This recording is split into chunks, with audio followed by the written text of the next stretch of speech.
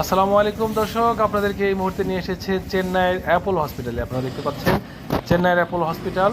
আপনাদেরকে সামনের দিকে ঘুরিয়ে দেখানোর চেষ্টা করব যে বাংলাদেশ থেকে যারা চেন্নাই অ্যাপোলো হসপিটালে যাবে তারা কীভাবে কোত্থেকে কীরকমভাবে চিকিৎসা করবে। আপনারা দেখতে পাচ্ছেন এখানে হচ্ছে সিন্দুরি ব্লক। এই সিন্দুরি ব্লকে আমরা যাচ্ছি। সিন্দুরি ব্লকে যাওয়ার সময় বাম দিকে মোড় নিতে হবে। বাম দিকে মোড় নেওয়ার এখানে আছে হলো ফার্মেসির ডিসপেন্সারি আছে, বামে ফার্মেসি রয়েছে, বাম দিকে রয়েছে ফার্মেসি। এখানে লাইন ধরে ফার্মেসিতে ওষুধ বা রিপোর্ট ওঠানোর সিস্টেম রয়েছে।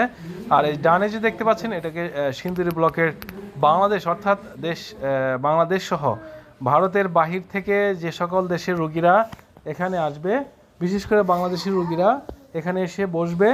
বসার পরে এখান থেকে লাইন ধরে সারিবদ্ধভাবে এখান থেকে কি করতে হবে, ফর্ম নিয়ে কোন ডাক্তার কোথায় দেখাবে, কোথা থেকে কবে, কোথা থেকে